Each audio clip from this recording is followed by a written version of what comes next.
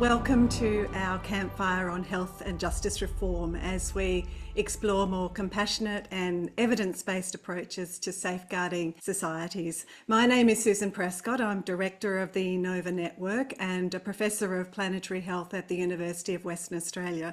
We're really delighted to see everyone, and a special welcome if you're joining us for the first time. We begin with our universal acknowledgement to celebrate all people, places, and our planet. We acknowledge all wisdom, past, present, and emerging, and the spirit of the earth that sustains us all with gratitude, love, and respect. Thank you. Our campfires are wonderful opportunities to build connections in every sense, new relationships, new ideas, as we explore wide-ranging but interconnected topics. And we're so grateful to the Nova Institute for hosting these activities. And I'd like to ask the President of the Nova Institute, Brian Berman, to add a few words of welcome. Thanks, Brian. Thank you, Susan, and a warm welcome to all. It's wonderful to be with you today for our very first campfire discussion of 2025. I'm Brian Berman. I'm president and founder of the Nova Institute for Health. For those who may be joining us for the very first time, the Nova Institute is a heart-centered think tank that takes action for the good of people, places, and the planet. Our mission is to catalyze new ideas and explore the complex network of factors that influence health. We're bringing creativity, innovation, and transdisciplinary focus to complex systemic changes, including today's discussion topic, criminal justice. As we examine existing frameworks around crime and punishment, we all too often see a reliance on outdated assumptions instead of compassion and heart. These systems run counter to the core principles that underpin public health and collective well-being. And as you'll hear from our panelists, new scientific insights around social determinants, brain science, and biologic systems are providing us with an opportunity to reimagine our concept of justice for the better. We're hopeful that these new understandings will guide us towards a more humane approach that aligns with our vision of a flourishing, healthy society. After the campfire, I invite you to join me on the Nova Integration Hub to continue the conversation. The Hub is a place to gather, share, and collaborate. It's also where you'll find additional resources on a wide variety of topics pertaining to human and planetary health. I'd like to welcome and thank our outstanding panel of speakers and give a special thanks to Susan for her continued leadership of the Campfire series. I'm looking forward to the discussion. Back to you now, Susan. Well, thanks, Brian. And as you said, Nova is a heart-centered think tank. And with that in mind, I invite Rick Scott to lead us through a mindful moment to help us consciously make that connection. Thank you, Rick. Thank you, Susan. So let's take the next 2 minutes as an opportunity to relax and to allow ourselves to be fully present for the sessions today. So find a comfortable position and take a few relaxing breaths to center into this space. Inhale and exhale. And if you would like to, gently close your eyes or allow your gaze to soften.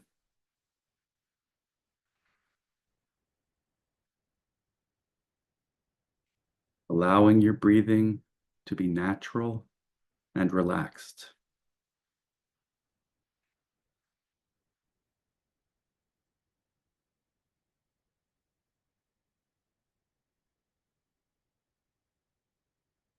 And as we sit in silence for the next few moments, allowing yourself to be fully present in mind, body, and spirit, and centered in love.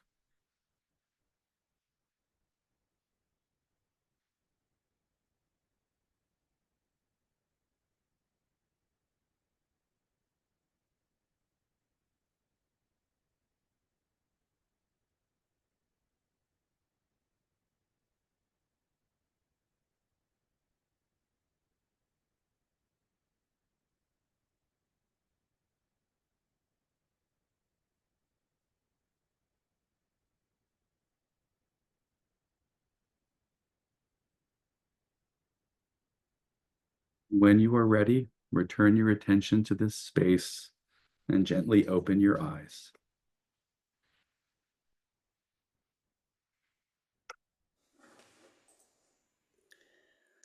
Well, thank you so much, Rick. Even a brief moment like this can help us feel more connected to ourselves, each other, and to our purpose together today.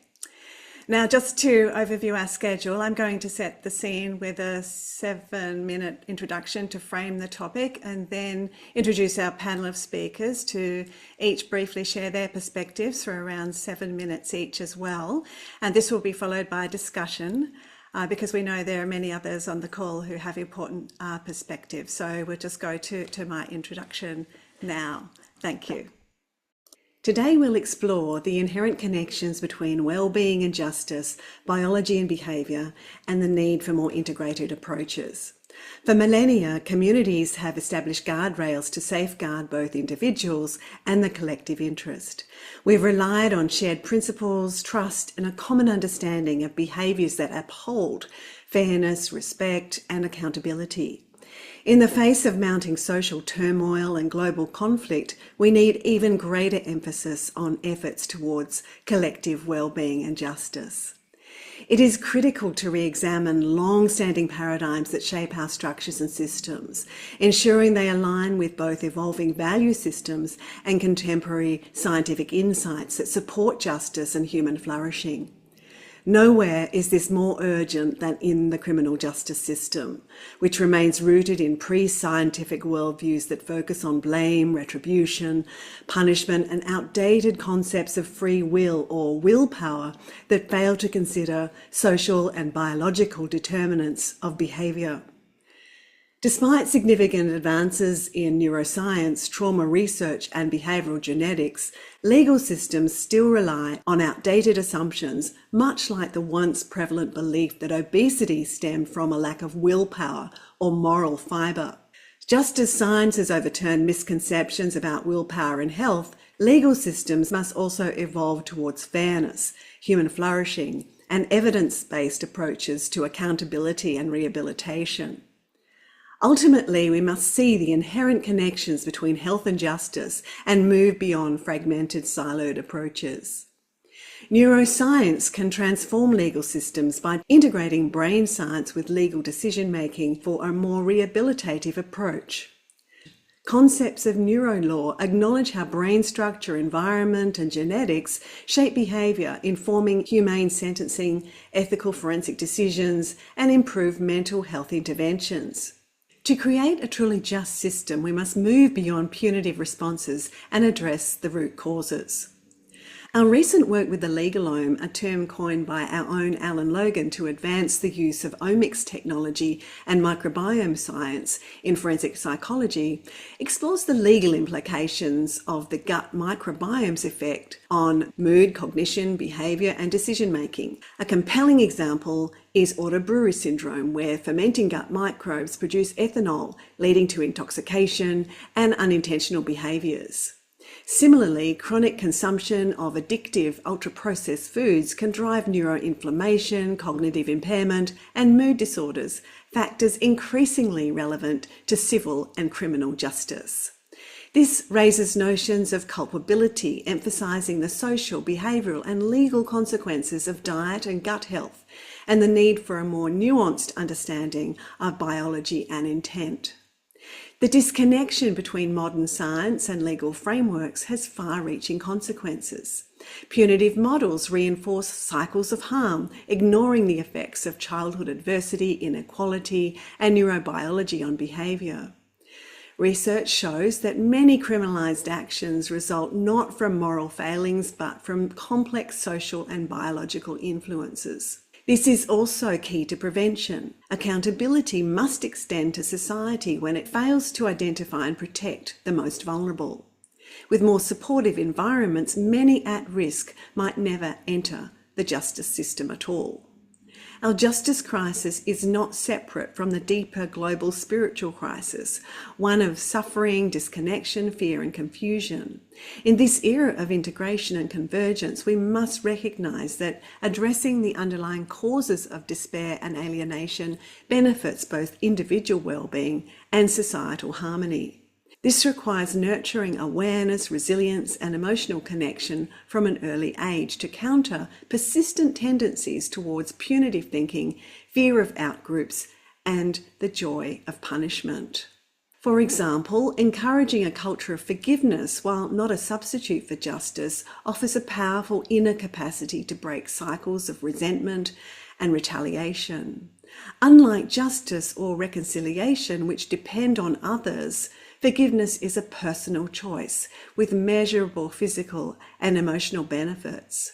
Research from the Global Flourishing program at Harvard shows structured forgiveness practices improve mental health, reducing anxiety, depression, and division while increasing hope and overall well-being. More than a virtue, forgiveness is a public and planetary health imperative essential for healing and social transformation. This also calls for integrating insights from both neuroscience and wisdom traditions.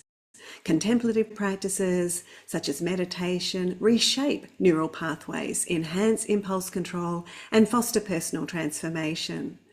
Research on neuroplasticity reveals the brain's remarkable capacity for change, reinforcing the need for more mindful approaches that acknowledge both the material and the spiritual dimensions of human experience, not only to aid in rehabilitation, but also to prevent transgressions in the first place. Rethinking justice requires a shift from retribution to restoration, prevention, and healing. Recognizing the deep influences of early life experiences, trauma, and systemic inequality allows us to design policies that foster resilience, well-being for all from the very start. Justice systems that prioritize rehabilitation, education, and social support over incarceration are not only more humane, but also more effective at reducing recidivism and improving societal well-being. Of course, society still needs to protect itself, and we will discuss better public health quarantine models of achieving that today. Ultimately, this vision extends beyond justice reform to all societal systems, ensuring they promote well-being and prevent harm to people and our environment. Aligning justice with contemporary science and compassionate approaches is not just a legal necessity, it is essential for planetary health and global flourishing, supporting the full potential of individuals, communities, and the world we share. It is now my great pleasure to introduce our wonderful panelists. Each will speak for around 7 or 8 minutes, and I encourage you to explore their bios in the chat link to maximize their time. First, I would like to welcome John Callender, a psychiatrist who has written extensively on the need to bring science to the legal system for a more nuanced understanding of free will and responsibility, and with greater regard for the biological and social determinants of human behaviour. Thank you and welcome, John. Right, well, thank you very much, Susan, for that wonderful overview of the field, and I am also very honoured and very pleased to be invited to today's meeting, and so thank you to Susan and to Brian for setting this up for all of us. I thought today I would just spend the first few minutes throwing out some general ideas, some general concerns about the question around us. The first quotation is from the Marquis de Sade, who lived between 1740 and 1814. I'll just read this out. If there are beings in the world whose acts shock all accepted prejudices, we must not preach at them or punish them, because their bizarre tastes no more depend on themselves than it depends on you whether you are witty or stupid, well-made or humpbacked. What will become of your laws, your morality, your religion, your gallows, your paradise, your gods, your hell, if it were shown that such and such fluids, such fibres, or a certain acridity in the blood, or in the animal spirits alone suffice to make a man the object of your punishments and your rewards? And I think this is the central question. I don't think I could have put it better myself. It does raise a number of important issues. Firstly, this obviously long predates neuroscience. We don't talk about fibers and acridity in the blood. We're thinking in terms of things like traumatic brain injury, post-traumatic stress disorder, enzyme polymorphisms, and so on. But the principle is the same. Are human actions just events in nature like the weather, or is there something extra and special about them? The second point, I think, is there's a lot at stake here, not just in criminal justice. This calls into question the whole religious worldview. And there are venerable and very powerful institutions in our society that represent religion and law. So there is a great deal at stake here. There's also the effect on our self-concept. We think of ourselves intuitively as people who make our way in the world, making our choices and so on. And this calls this into question and suggests perhaps we are just puppets dancing on the strings of causal necessity. So all these ideas, I think, create a certain disquiet and worry about, where all this is going to take us in the long term.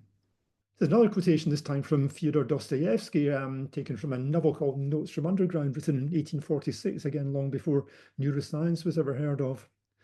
After all, I should probably have been unable to do anything with my generosity of soul. Neither forgive, because the person who offended me might have been following the laws of nature, and you can't forgive the laws of nature.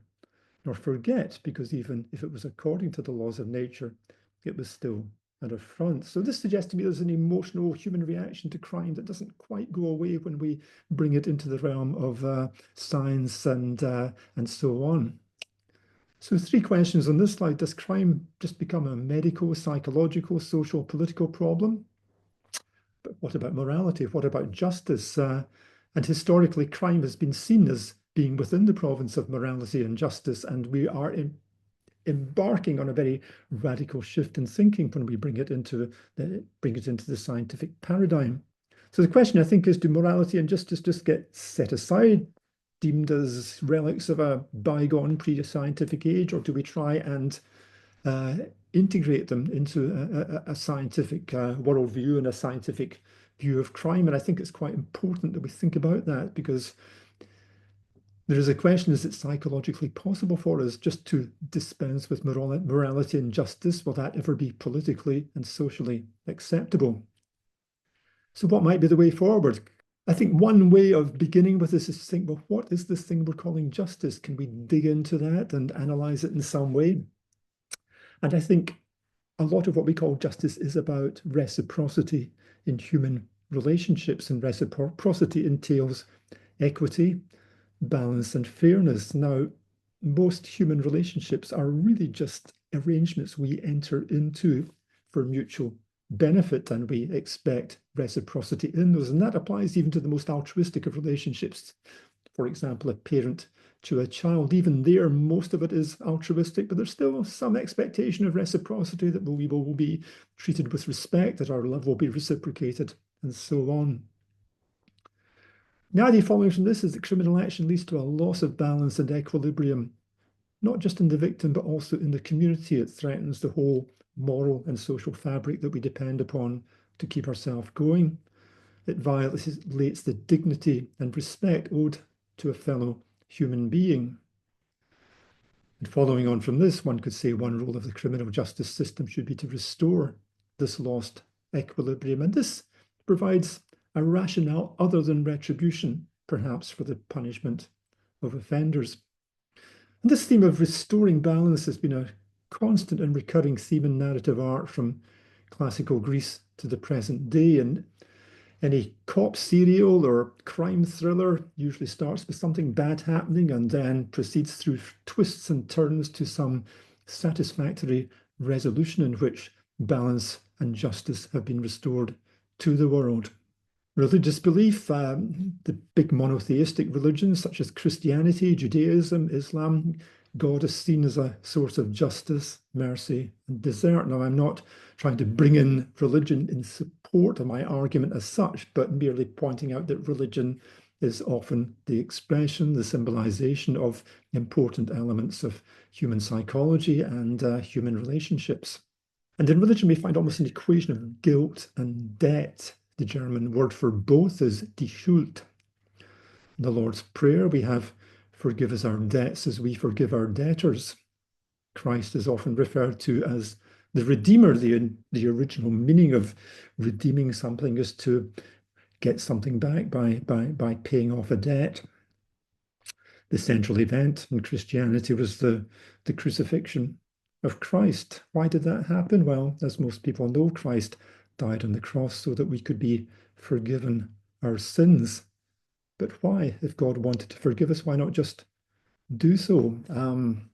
But it seems the one thing even Almighty God cannot do is just waive the debt incurred by sin. If forgiveness is to happen, a price must be paid. And I think some of this possibility for reconciliation and is in what's known as restorative justice. I'm sure that's a concept and term familiar to most people coming to a seminar like this. And the aim of restorative justice is restoration of balance rather than punishment. In restorative justice procedures, the victim of crime and her community are actively engaged in the process of reparation. And I think interestingly or critically, from the point of view of my idea of reciprocity, the offender has the opportunity to give something back to his victim. So, for example, if the person who burgled your home was doing so to fund a drug habit, if he shows genuine willingness and effort to do something about his drug problem, that might be important to you. One of the main proponents in the UK of restorative justice is Anthony Duff, and he talks about the need for recognition, repentance, reconciliation, and also talks about restorative punishment and punitive restoration. So I think I'll leave it at that, Susan, and allow you to move on to the next speaker. Well, thank you so much, John, and thank you for introducing reciprocity and equilibrium. I think your work is truly inspiring for everyone striving to integrate neuroscience and traumatology into the legal system. And the more we understand about the drivers of behaviour, the clearer it is that we need a real quantum shift in worldviews shaping these systems. And with that in mind, I'm delighted to welcome our next speaker, Fiona Hagenbeck, who is at the forefront of integrating multi-omics and environmental data to better understand human behaviour. And she's going to explore how these approaches can revolutionise risk assessment, improve court predictions, and support more compassionate approaches to social and criminal behaviours. Welcome, Fiona. Thank you. Thank you for this very nice introduction and for inviting me today. So to facilitate the talk about the role of multi-omics in justice and public health, today I would actually like to take a step back. What I want to do is talk about the role of multi-omics in externalizing behavior. So when we talk about externalizing behaviors, this is any kind of behavior in which we express our thoughts or feelings in an external manner, often in a negative manner. Common examples would be aggressive behavior, impulsivity, but this is also any kind of rule-breaking behavior that may ultimately lead to delinquency or entering into the criminal justice system. When we're talking about omics and omics layers, we're actually talking about the way that biological information flows from the genome all the way to our behavior. From our basic biology, we may remember that our DNA is transcribed into gene expression, which is then translated into proteins. But there's many other omics layers that have crucial roles in biology. I would like to highlight here the role of metabolomics, which are small molecules usually circulating in our blood or in our urine, as well as the role of epigenetics. In humans, we usually talk about DNA methylation, which occurs when a small molecule attaches itself to the DNA and thereby influences our gene expression. Usually, this means the gene expression will be downregulated, if not completely silenced. When it comes to externalizing behaviors, all of these different omics layers, but particularly our genome, the epigenome, and the metabolome have been extensively studied for externalizing behaviors. For example, for ADHD symptoms and diagnoses, there was a very recent study that identified more than 2,000 associated genetic variants, capturing approximately 39 independent loci.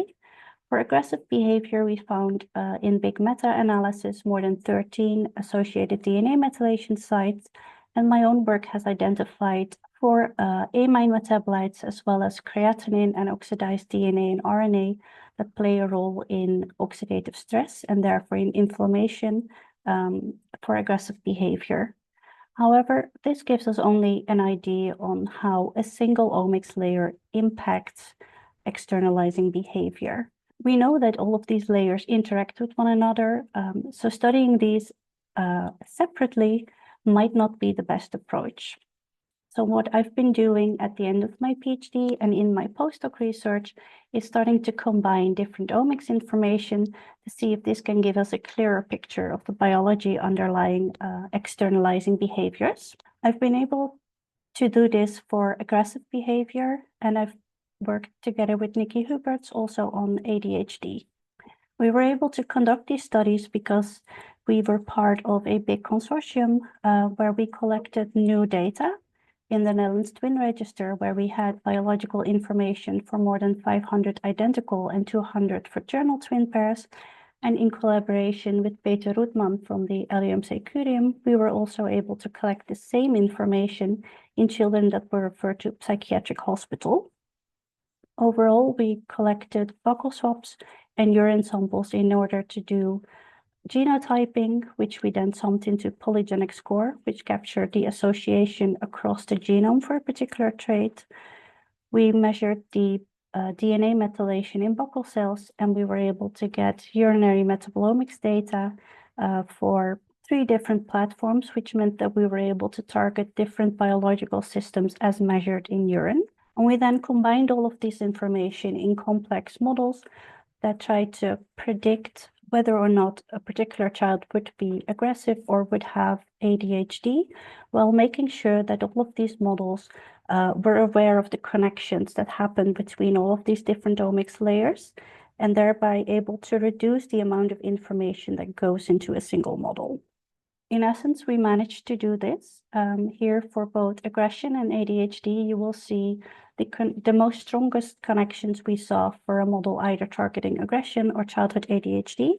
But for the sake of time, I will very briefly show you what is important about these models and focus on the work with Nikki on ADHD.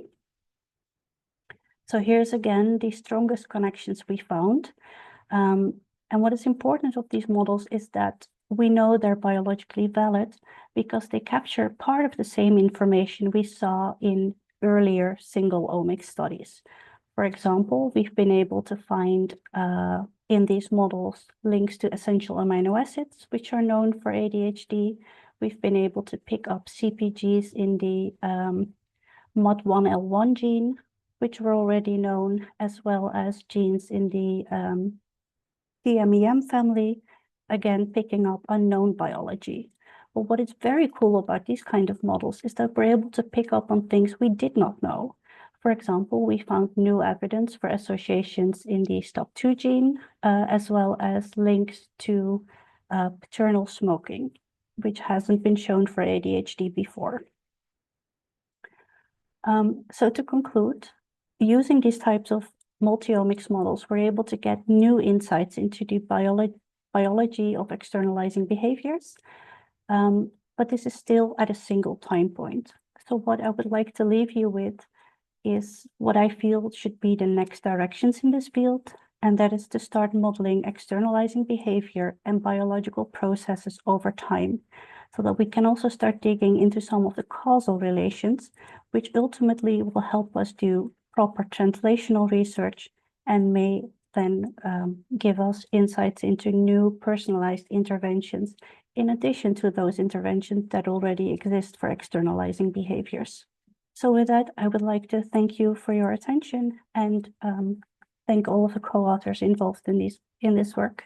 Thank you so much, Fiona. This is really wonderful work and really shows that complex biological interplay determining behaviour and the transformative potential of multi-omics in paving the way for prediction, prevention and more just approaches to transgressions. And our next speaker, Colleen Berriesa, studies how the psychological and social factors shape public attitudes to sentencing and punitive decision-making in the justice system. And she's going to discuss how scientific education can reduce support for retribution and promote more compassionate and evidence-based approaches. So we're really thrilled to have you with us too, Colleen. Welcome. Thank you. And as all the other speakers have said, thank you very much for the invitation today. I'm happy to be here, and I'm very happy that you all decided to focus on this topic for the campfire this month. So I am as that was just mentioned, I study how social and psychological factors shape punishment attitudes. This is of both people who work in the legal system, so judges, expert witnesses, and other individuals who make decisions and handle defendants in the criminal court system, as well as public attitudes, which is really important for a variety of reasons I won't get into today. For both of those populations, science education is something that is more prominent, again, across specific types of individuals with different backgrounds, but especially people in the criminal justice system, it's lacking in training and background in that area. It continues to be lacking.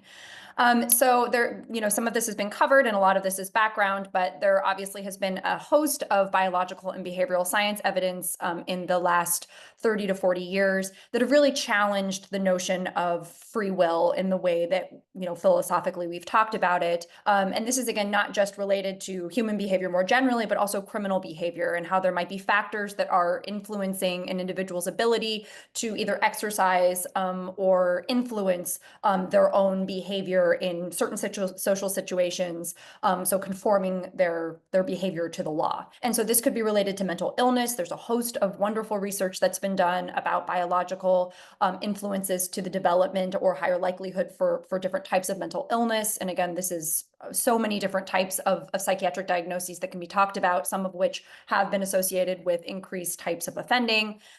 Different types of physical and functional irregularities. So this could be related to some of the work that's been done in biosocial criminology, which is related to how, certain features, especially in utero, that might change a person's development, and that has later been associated with a higher likelihood for offending behavior. There's also different types of personality characteristics we know that are genetically influenced or genetically predisposed. And then there are just generally life experiences that we all have from childhood up until adulthood that shape how we interact with the world and shape our biology, and basically how we end up navigating and interacting in different types of social situations. This could be related to trauma experienced in childhood, but it's also just how we change throughout general life experiences, regardless if they're traumatic or not. So a lot of this research has really come into conversations that we've hinted at today that really have kind of described how neurobiology of will and behavior might start to at least have discussions and considerations about how we might want to change the criminal justice system, specifically how we respond to crime and how we respond to behavior that might be influenced by these biological influences. And this might be a shift away from retribution, the idea that a person is maybe morally blameworthy for their behavior and we want to punish them because we want them to suffer. If we know that their behavior is in some way influenced by these external factors, retribution becomes less potentially focused on as a goal, where it becomes, in a retributive sense, more about punishing the person for who they are, as compared to thinking about where that behavior may have stemmed or have been influenced, and how we might want to think about responding to their offenses and their behavior in more compassionate and consequential ways, thinking about using punishment or responses to crime to benefit the person and allow them to kind of move forward in such a way where they are at a higher likelihood of not offending in the future, and then also reforming their behavior. So there has been some research and a lot of discussion kind of across neurolaw about how exposure to science education and knowledge really can help to revise people's kind of, again, older understandings of free will, and start to think about responsibility, especially moral responsibility, differently. And those kind of moral responsibility adjustments map onto these kind of reconsiderations of punishment and how and why and the goals of why we punish in the criminal justice system. Some of this might be through the media. There's formal education, which I'll talk about in a second. Workshops have been discussed about something that might be good for judges or people who work in the criminal justice system. And in fact, I did a study in 2019 that I'm not going to talk about today about judges and how they might have specific types of cognitive bias towards individuals with mental illness when thinking about their mental illness as being influenced by genetics, and how when they had a background in genetics, or at least some sort of prior exposure, even if it was limited, that really mitigated those retributive or harsh feelings when thinking about sentencing individuals with these specific types of genetically attributed or influenced characteristics. But today, I'm just going to briefly talk about a study that I conducted with my amazing postdoctoral fellow who's now at the Dana Foundation, which is an amazing institute that everyone should look into if they're interested in this kind of neuroscience and society work, where we were really interested in trying to figure out how science education might reduce the odds of punitive sentencing or harsh sentencing. And so what we ended up doing, and the study is on the screen, there'll probably be a link that's going to provide a lot more information than I'm going to be able to do in a couple of minutes. But basically what we were interested in figuring out is, do people with scientific education opt for less punitive sentences, and does their understanding of free will and responsibility mediate this? And this was specifically around mental disorder cases, or cases involving defendants with mental disorders and how they might be biologically attributed or influenced. And in kind of historically, mental disorders have been thought of as kind of this double-edged sword evidence, where sometimes people view them as being mitigating evidence, something that lessens punishment or lessens responsibility. And in other cases, it's thought of as aggravating evidence. It might breed views that a person is more dangerous because they have a mental disorder, especially if it's biologically influenced. So what we ended up doing is we did this survey with a sample of people who had graduated from college, and this was an international study. So it was people from across Europe and the United States. And we split these individuals into different categories based on what they had formally trained in their education in college. And so this was biological and behavioral sciences. So this was things ranging from biology to psychology, so behavioral and biological sciences. And then we created a separate category for people who had other types of harder sciences, potentially things like physics or other things that aren't specifically related to biology. And then that also included things like math, politics, art history, things like that. And so what we did is we presented them with little fictional cases, and we varied things up, and we basically were trying to figure out how they wanted to sentence this person. And in some of those cases, the biology of the person was known in different ways, and in other cases it was not. And so what we ended up finding is that the science education did reduce the odds of punitive sentencing. And what we found is that the decisions that people made, the less punitive sentencing towards these individuals, was based on free will. And we found that specifically science graduates, again, really focused on free will and really thought about responsibility in a very different way. So ultimately, what I want to leave you with here, and it's kind of the focus of the paper that hopefully you'll read, is that free will does appear to be something that is being reconsidered by people with science education, and that potentially having education in this background can help us to reimagine free will and punishment in different ways. And I'm happy to answer questions after we finish the panel.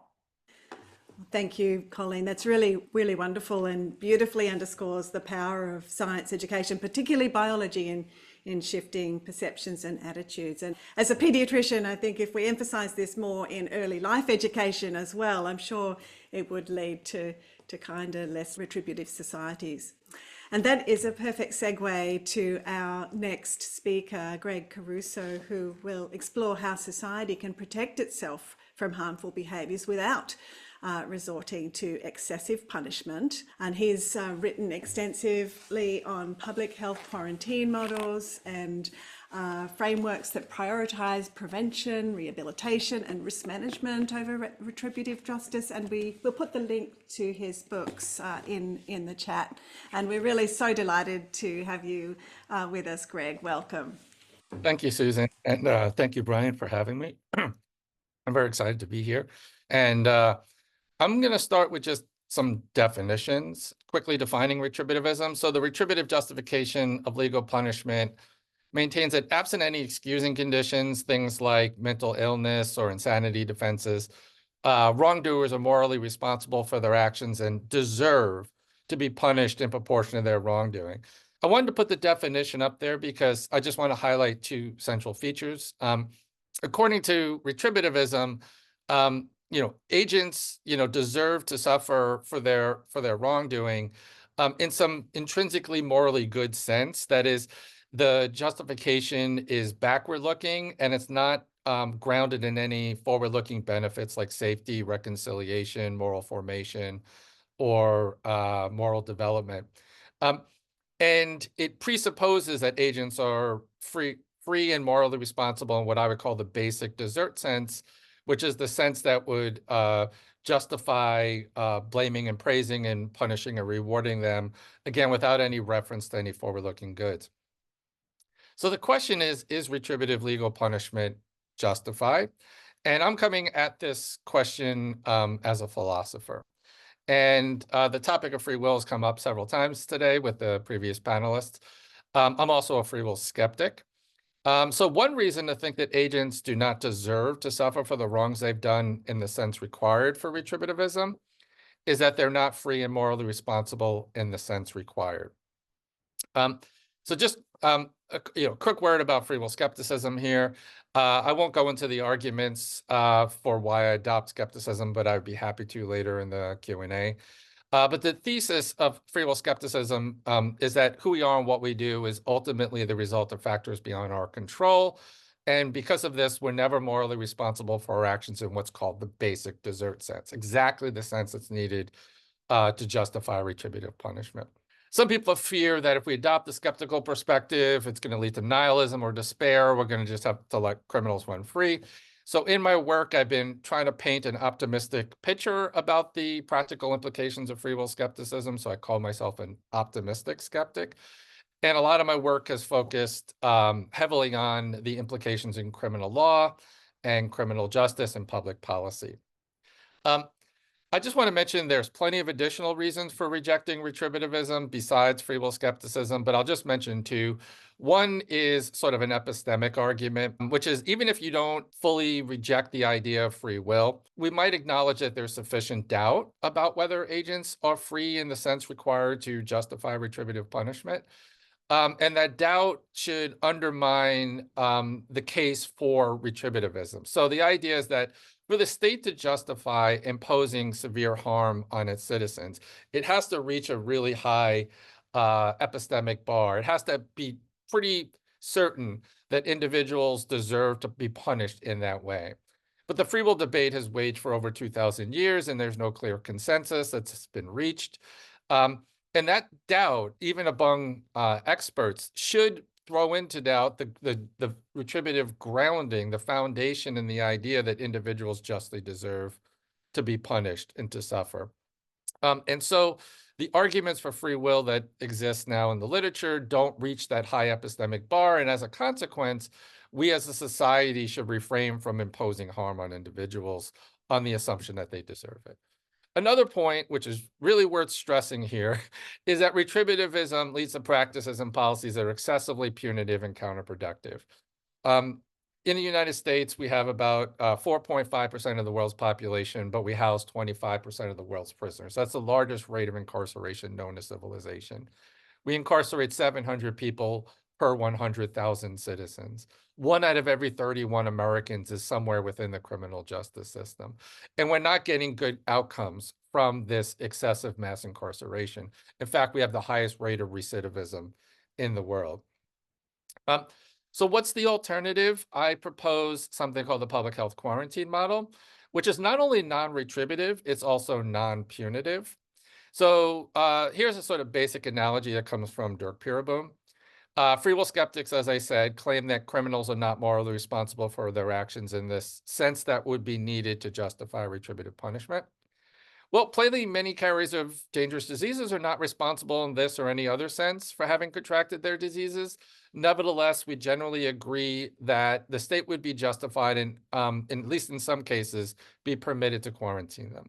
So if I were to travel to have this event in person, let's say, and at the airport, they do a screening and I test positive for Ebola, I think we'd all agree the state would be justified in quarantining me. And the justification for quarantine, at least in my model, would be grounded in the right of self-defense and prevention of harm to others. And so by analogy, I think we could provide what's called an incapacitation account for seriously dangerous criminals that's also grounded in the right of self-protection, analogous to the justification for quarantine. without appealing to free will, basic desert, retribution, just desserts, any of those contentious notions. But if we adopt the model, a number of really important things follow. For one, we would have to adopt what I call the principle of least restriction, which means we would have to adopt the least restrictive measure possible, consistent with protecting public health and safety. So, for example, lots of people in prison in the United States are suffering from drug addiction or mental illness. Perhaps less restrictive measures would be mental health services or drug treatment. The model is also consistent with the decriminalization of many things that we currently incarcerate nonviolent offenders for. The model also requires rehabilitation and the well-being of individuals. So if you quarantine me, the story doesn't end there. You have a moral duty to treat me and release me the minute I'm no longer a threat. So the focus of criminal justice should be rehabilitation and reintegration. It's non-punitive in the sense that as philosophers talk of punishment, not only is that a restriction on liberty, it usually also involves the intentional imposition of harm and some communicative or condemnatory component. We don't punish the Ebola patient, even if we restrict their liberty. But I want to note, and this is I think the most central component of the theory, is you want to place that quarantine analogy within a larger justificatory framework taken from public health ethics. And the thing that public health ethics provides us with is a shift in focus to prevention and social justice. And so for me, the focus of the criminal justice system should be focused primarily on preventing crime before it occurs and addressing underlying social structures and systems that contribute to criminal behavior. And in my previous work, I've gone through and identified what I call the social determinants of criminal behavior. And I've argued that they're essentially analogous to the social determinants of health. And there's plenty of empirical support and studies I could reference later for you. And so if we're going to adopt a preventative approach to crime, of course, I owe you a story of what to do for serial killers and people who we need to incapacitate for the purpose of public safety. I think we want to shift away from this myopic obsession with punishment to an approach that identifies, prioritizes, and targets the social determinants of criminal behavior. So to end, I'll just say the public health quarantine model provides a means of protecting society without undue punishment. It's consistent with free will skepticism. It's ethically defensible and practically workable. And in my view, it's more humane and effective than retributivism. So I'll stop sharing my screen there. And thank you. Well, thank you, Greg. This was really very enlightening, and those figures of mass incarceration in the USA are really sobering, and not to mention the conditions that those people experience. And I mean, to my mind, this calls for us to be so much better. And on a simple level, it seems that the justice system currently is symptomatic of the lack of kindness and love in our systems and societies more generally today. And our next speaker and our final speaker, Pragya Mishra, is all about bringing heart and consciousness and the metaphysical dimensions of neuroscience into discussions of criminal law and jurisprudence. And she integrates her work in the legal system with Indian Dharmic traditions. And if you want to learn more about Pragya, you can look at the recent Challenges interview that we did. And I'm sure Alan will put the link to that in the chat as well. So welcome, Pragya. Thank you so much, Susan. Good evening. It's truly a privilege to be here among such stalwarts of this field. My deepest gratitude to both you and Alan for creating not just a platform, but a sanctuary for ideas that integrate science, compassion, and the evolution of justice. This is something pretty novel and quite amazing for a young scholar like me. And many of us today have offered persuasive scientific arguments against retribution. I am here to add something slightly different, a contemplative and a philosophical lens, one that draws from the Indian traditions of Vedanta and Vipassana, where the discourse on justice begins not in the courtroom but in the mind. So, as Dr. Caruso has very rightly said, the question is about free will, and there is a much heated debate about free will skepticism or whether determinism is the correct way to go.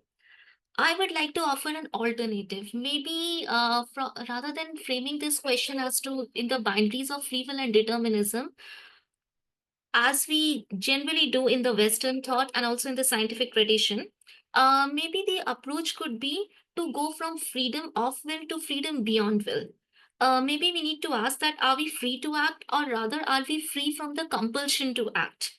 This is at the core of how we in the Indian dharmic traditions look at this debate. We think that true freedom lies not just in doing as we please or in giving way to every volition, but basically to rise and transcend the tyranny of what we call the baser self. This vision aligns beautifully with what the modern neuroscience calls neuroplasticity. Neuroplasticity, as we all know, is the science of rewiring our brain through reshaping the neural circuits. In simple words, it means that the neural circuitry cards we have been dealt with are not the only ones we have to play with all our lives. Neuroplasticity can be induced through a variety of process. Of course, I think this audience is too profoundly understanding of what the Hebbian theory is and how the neurons that fire together wire together. So I don't need to go into the mechanisms of it. I would rather concentrate on how neuroplasticity can be induced by a variety of mechanisms and how the law's rehabilitative sentencing can benefit from it, especially by combining what we call the mindfulness-induced neuroplasticity. Mindfulness meditation is the secular cousin of what we call in the Indian spiritual tradition the Vipassana meditation. Vipassana term originates from the Pali word, which means to see clearly or to look within. So it talks about a kind of transformative insights whereby the method of introspective observation of watching the breath, bodily sensations and thoughts, we try to shift our whole perception from being the experiencer to being the observer and to observe everything that is happening within our body, every slight changes in mood, in perceptions, in sensations, uh, and try to become more reflective about it rather than reactive about it. This is not something which is merely philosophical or metaphorical, as Dr. Richard Davidson studies show that as less as 30 minutes of meditation per day can increase the gray matter or the cortical thickness in the anterior cingulate cortex, in the prefrontal cortex, and the hippocampus. It also leads to silencing of our default mode network, which is colloquially known as the monkey mind, the neurocircuit which is responsible for constant rumination and self-referential chatter. In the Indian system, taking these insights into mind, Vipassana was introduced in Tihar jail, which is the largest prison, not just in India, but all over Asia. Though initially it was introduced by Dr. Kiran Mehndi to reform the prison environment, but later on, there have been numerous studies to show that adopting it long term not only let the offenders develop what we call in law a better inner locus of self control, but also it actually led them to be genuinely repentant, which is basically what the entire purpose of all legal regulation is, to lead us towards a more humane, a more compassionate society where not just an outer system compels you to repent, but rather the true repentance or the true reflection upon the hurt you have caused comes from within. So I would invite you all to watch this fascinating documentary called Doing Time, Doing Vipassana, which shows how the convicts went into the prison blaming everyone but themselves, and maybe rightly so. There are a lot of socio-biological factors which go into making an offender, but somewhere after doing 2-3 sessions back to back, the prison superintendents see in them a kind of change. They cry, they write letters of apology. Some of them even vow to support the families of their victims when they come out of it. So they no longer said, "This is who I am." The narrative shifted to, "This is what I have done, and I can choose again. I can choose to be something different." And this is precisely what we call in the Indian philosophical tradition of Vedant as being as transitioning from karta to being a sakshi, that is from doer to being the witness. This philosophy teaches us that beneath our turbulent thoughts and emotional storms, there lies a silent inner witness. This witness is not affected by rage, greed, fear, or other mental infirmities which normally surround us. The aim of this contemplative practices thus becomes to go, like I said in the beginning, to not just empower the free will, or to negate the free will, but to go towards moksha or true liberation, which is the freedom not to be enslaved by our own baser instincts of the will. Another important point that I would like to raise here is that when I first tried to submit this in various purely legal forums, the retribution comes is that when you are introducing, are you not substituting one form of the individual to another? So this is a classic retributivist argument that are you basically making someone a lesser version or a different version of themselves? And what kind of agency do you have as a state to do this to someone? So my answer to that, if this is the question which someone would like to ask here too, is that my answer to that is that when we look at things from such contemplative practices, it is not about overcoming one part of yourself and substituting it to another. In fact, if we look at the findings of modern neuroscience, the concept of self itself is something which is very illusory. Just like different pixels come on the screen to give you an illusion of continuity, similarly, self is also something which is a continuous stream of consciousness. And Heraclitus classically said you cannot step into the same river twice. Similarly, you cannot punish the same person twice, because the person who emerges at the other end out of these contemplative practices is not someone who is as focused on their baser instincts which led them to a life of offense, but rather who has more of an internalized locus of self-control.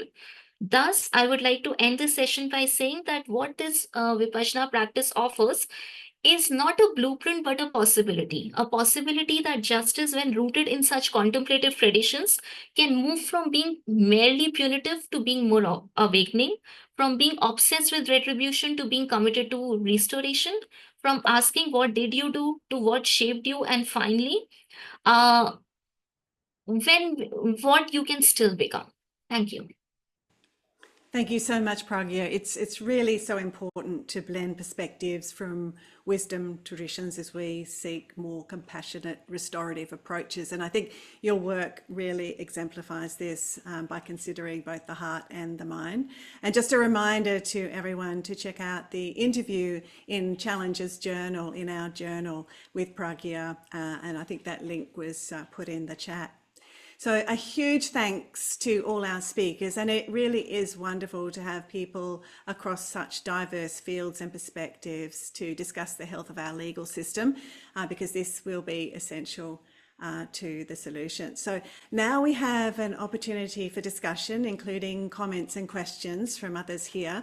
I'm sure there are many questions for our panel, and I see other people here who may wish to comment. And while we're waiting, this is just a reminder for you to join the hub if you haven't already, to continue this conversation or start another conversation on any topic. And Tolu will put a link in the chat so you can grab that for later on, or use the QR code there.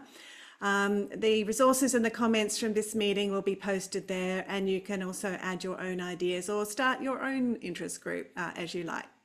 So before we take questions, I know that Alan Logan, who helped plan this meeting, may want to add some of his comments and get the conversation going. Thanks, Alan. It's really wonderful. What a gathering. I really appreciate all the speakers' willingness to jump in and just say, hey, I'd really like to be part of this. I'm not sure if Sarah Hildebrand made it here or not. She's really keen about what we're doing. She may or may not be on the line, but she is at the University of Iowa. She's a professor there. She has a long history as a public defender.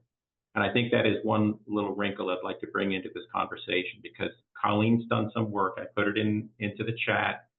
There are, I think, Colleen is the expert and can weigh in a little more than I can.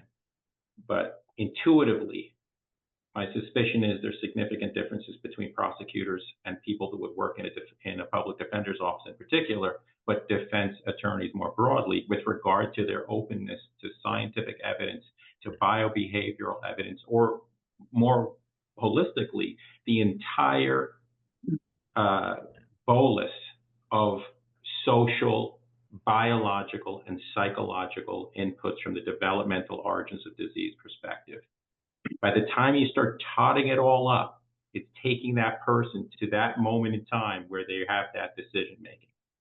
And so Sarah who has written a paper, I'll put it in the chat, about whether or not this entire package of social, psychological, and biological inputs influences decision-making, free will. It presents a challenge to the courts.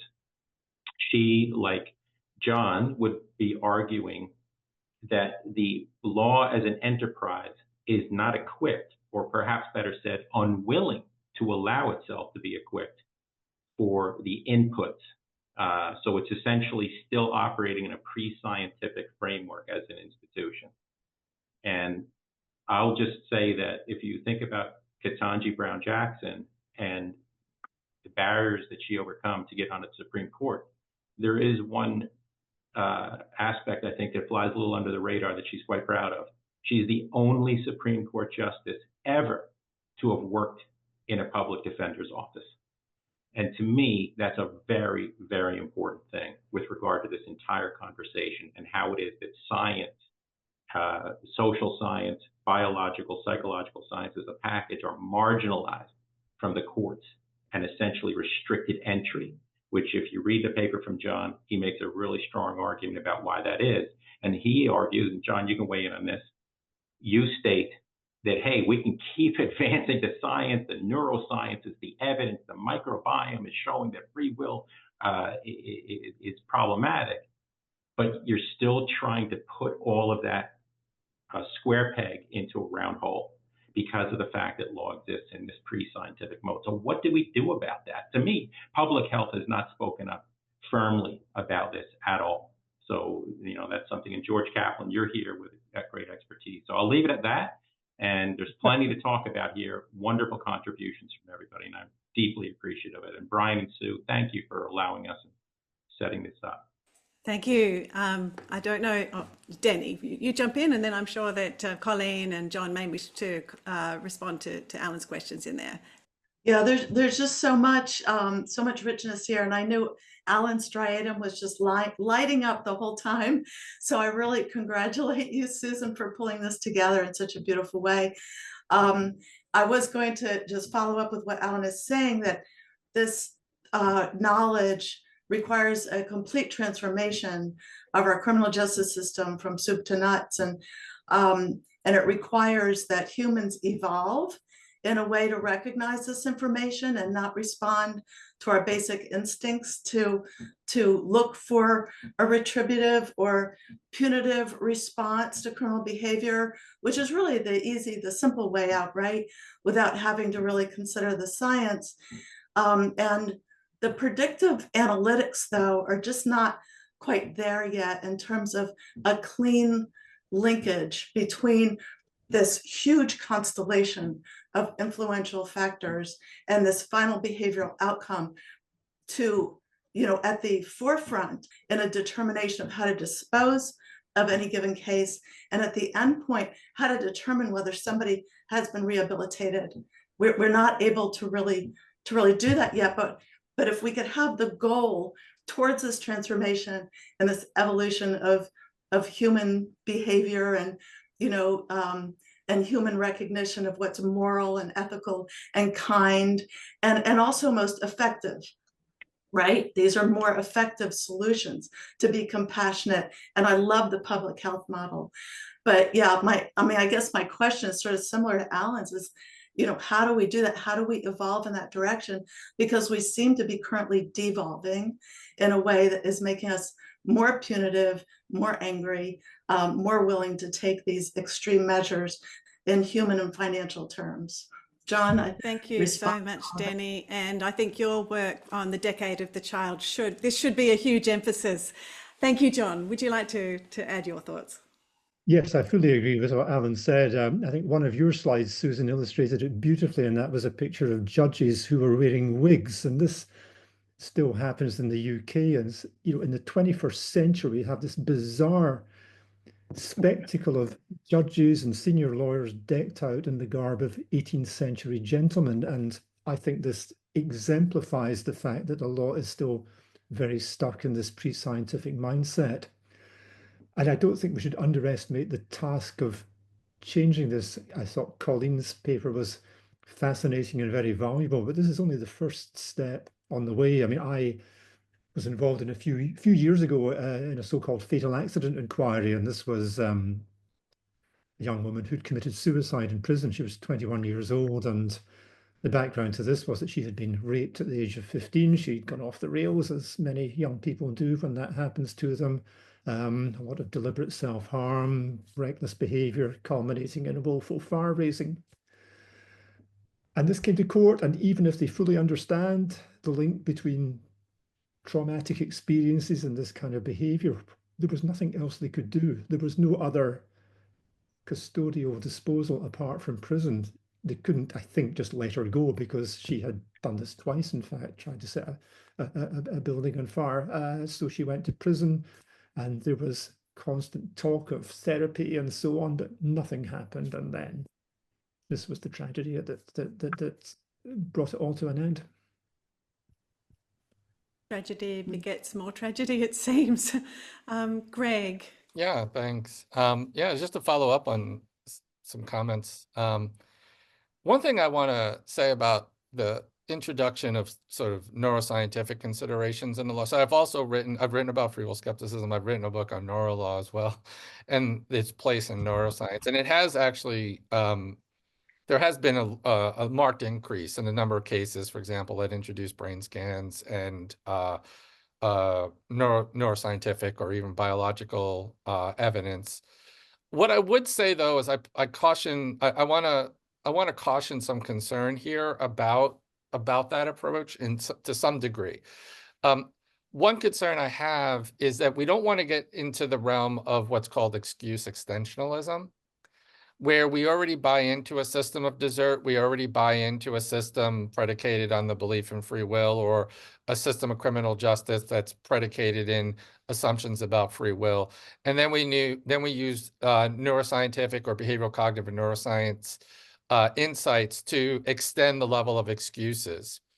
There will be real cases where those kinds of considerations play a significant role.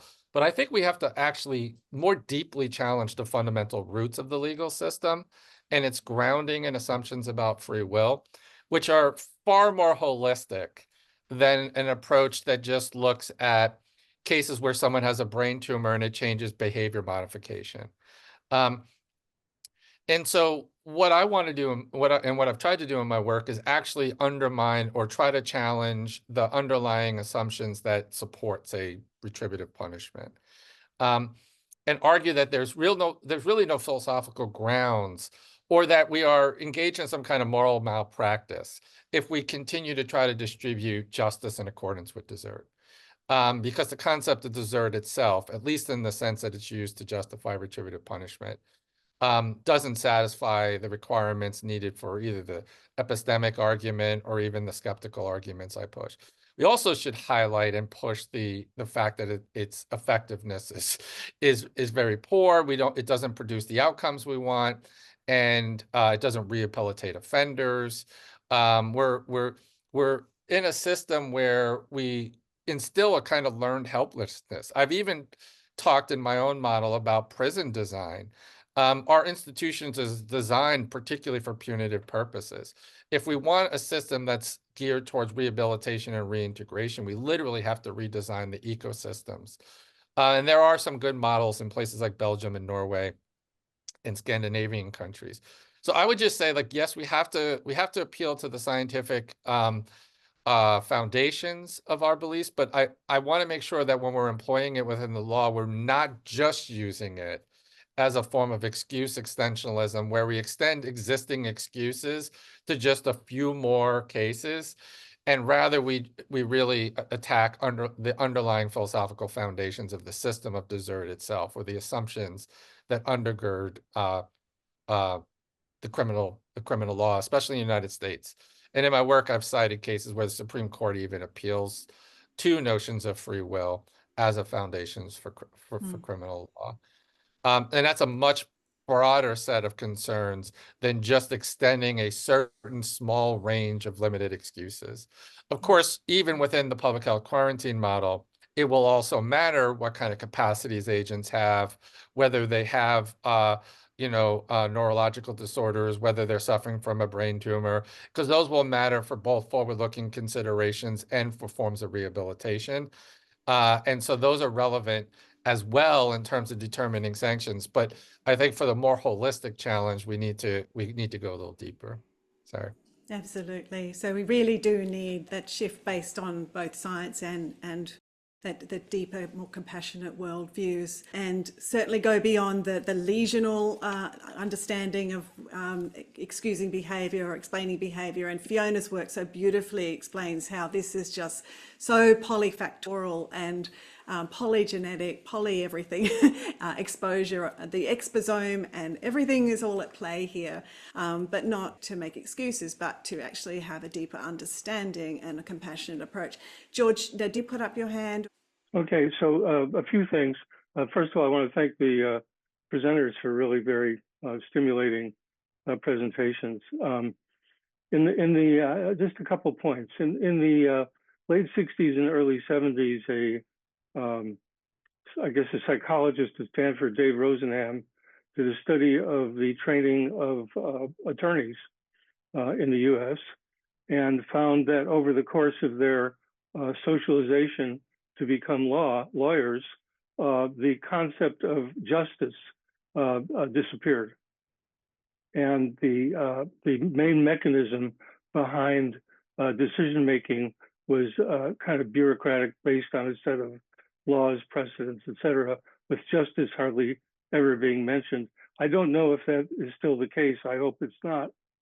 The second point is that there is, of course, a long history of attributing some intrinsic failure of individuals to criminal behavior and everything else, their ability not to survive in a difficult society.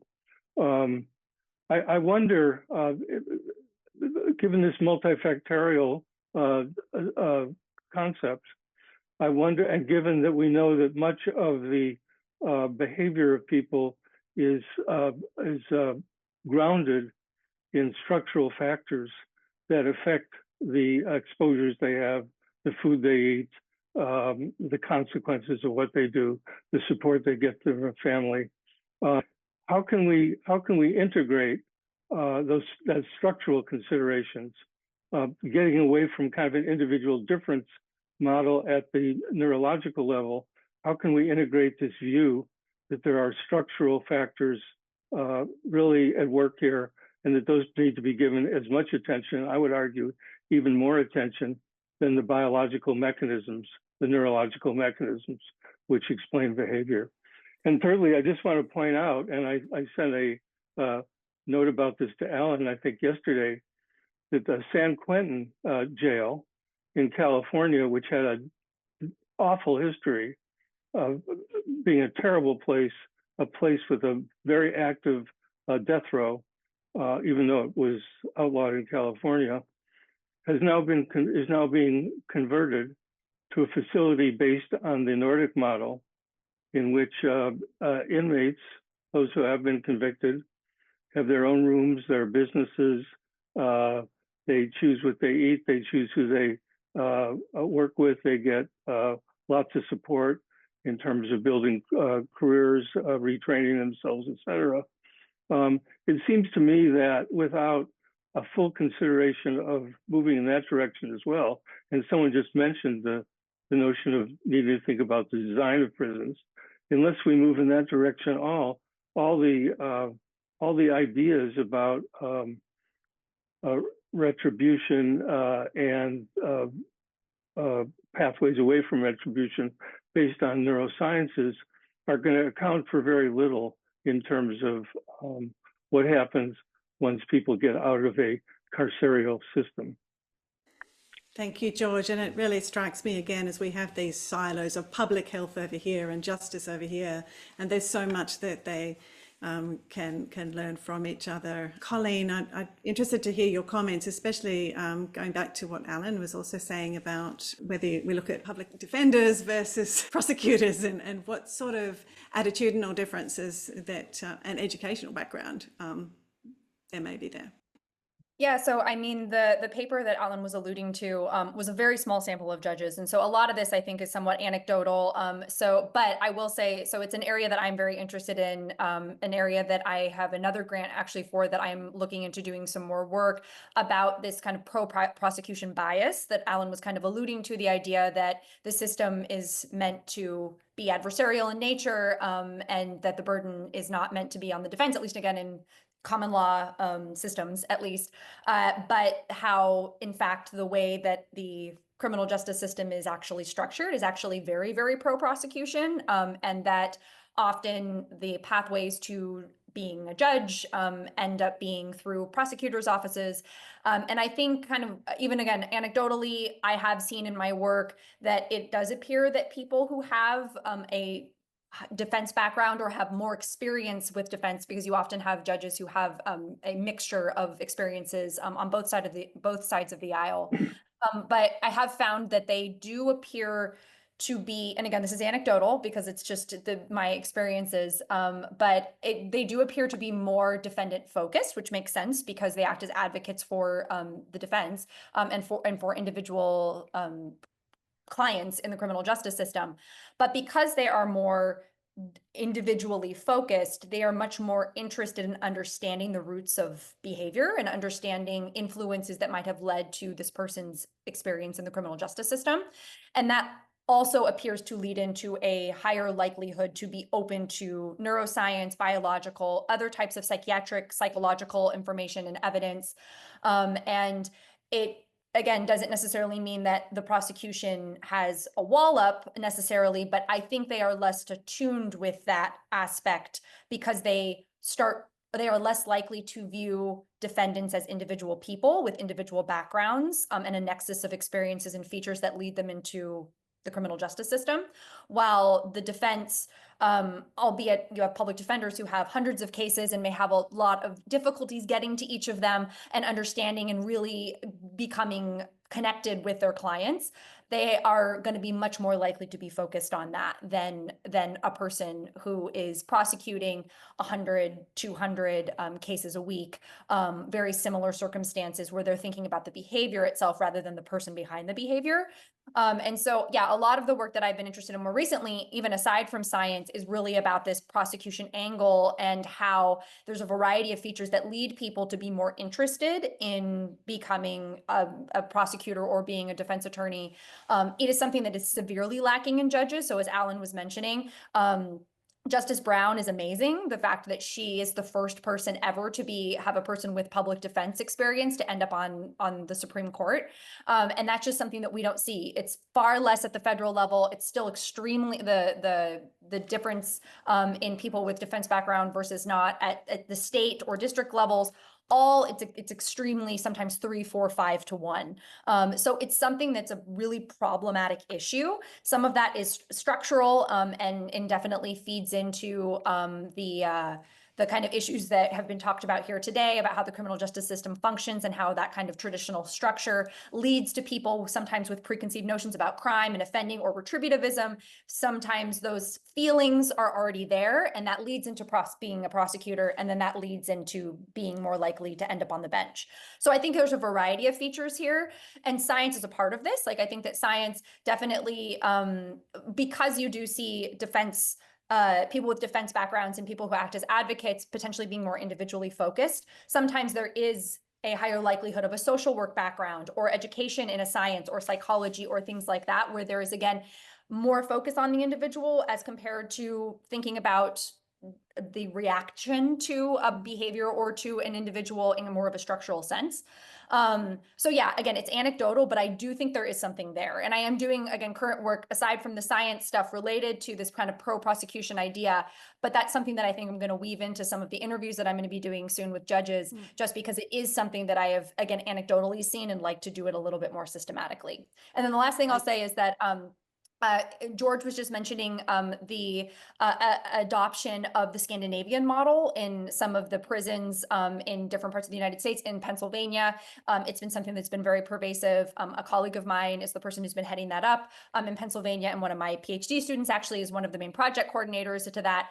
And if people are interested in that, there's a wonderful documentary that was done, and I can find it and I can link it, but it's really transformative and amazing work that's being done there. And it's really just changed those guys' lives. So it's something I think is really important and is really a driving force that should be adopted in other jurisdictions. Yeah, I am so appreciative, Colleen, of your work, because you are going to the root. So in order to get to the public health quarantine model, we have to start examining the powerful actors, and prosecutors are the most powerful in the entire criminal justice form. So your work is vital. We need more of it. You're casting light into very dark places. I mean, honestly, you think about all the different professions, we know next to nothing about how judges think. What are their worldviews? We just don't know. And so you're really filling a massive void there, and I appreciate it. Just really briefly, to tie back to what Greg said, George, to really, I don't want to privilege neurosciences, because I feel like there's the term is privileged. It's not just neurosciences, it's the entire biological frame. And in order to get to the public health quarantine model, and to chip away and to pry at it and to find out the types of things that Colleen's investigating, in order to get there, research tells us that human beings need mechanisms. So we can't sideline biology. It's not just neuroscience. Think about the microbiome. Susan mentioned at the beginning, autobrewery syndrome. So we've got cases now where DWI charges had to be dropped because the person proved that they were manufacturing alcohol internally with no oral alcohol consumption. Now that person, without the sciences of the microbiome, would be serving time, would have punitive penalties imposed upon them. This is just a mere harbinger of what's to come with the microbiome. So the reason why it's important is because it provides mechanisms. You look at any major scientific endeavor in society, the general public needs mechanisms in order to get there, in order to trust and accept science. So that's why I emphasize those mechanisms, and it ties us back to the social structures as well. So just wanted to put that out there about mechanisms. Yeah, I think change is always difficult to achieve, but the more people you get behind it, the better. Now, in psychiatry, in the past 50 years, we saw this transformation from large-scale institutional care to community care. And that happened mainly because of, nice left-wing liberal people like ourselves being concerned about the state of mental hospitals, but also when the right wing realized that all these things are costing a fortune and they're not achieving very much. And we're seeing something similar with criminal justice. There is the push from the kinds of arguments we've been airing today, but I think a growing realization that the prison system, especially in the United States, but also in the UK, I mean, we have the highest incarceration rate in Western Europe, that this is all costing a huge amount of taxpayers' money, that it's not achieving anything. I think there's a pretty good chance it's actually making the problem worse and just perpetuating these higher costs into the future. Thank you so much, John. And Greg, you get the last word. Oh, sorry. Yeah, I just wanted to say something about George's comment, but I also wanted to just quickly follow up on Colleen. There's a great study by the Alliance for Safety that came out in 2016 that looked at victims and what victims actually wanted. And one of the key things, turns out actually they don't want retribution. They want something very much like the public health quarantine model and investment in prevention. But one of the things they did specifically highlight is they want prosecutors to listen to the victims. They want prosecutors to listen to what victims actually care about and not just be tough on crime. And in many of them, what they seem to want more than anything else is that other people aren't victimized. And they understand that the best way to do that is actually investment in prevention and social justice, which gets me to George's point. The structural features and how we move away from the individual. I mean, that is a large part of what my work is looking at. With the social determinants of criminal behavior. And one thing is we already know how to do this. We already have public health approaches. So if you look at say infant mortality rates in a particular country, I won't pick a particular country, but you might say, why are the infant mortality rates so high? And you realize that in this particular culture, it might be based on sexist norms, lack of access to birth control, low literacy rates. And so to actually properly address the poor health outcome, you have to address social justice issues. You have to address the larger structural features. And if you accept the fact that the social determinants of criminal behavior are essentially analogous to the social determinants of health, and I think there's a lot of good empirical evidence to back that up, we really do need to say you can't really address criminal justice reform without simultaneously addressing social justice issues.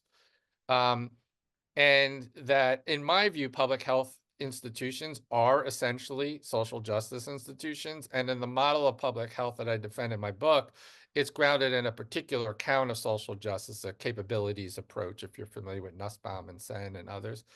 And so the structural stuff is key. It's the whole story. And what happens when you adopt the retributive approach is everything is a matter of individual responsibility. It's like if you have a hammer, everything looks like a nail.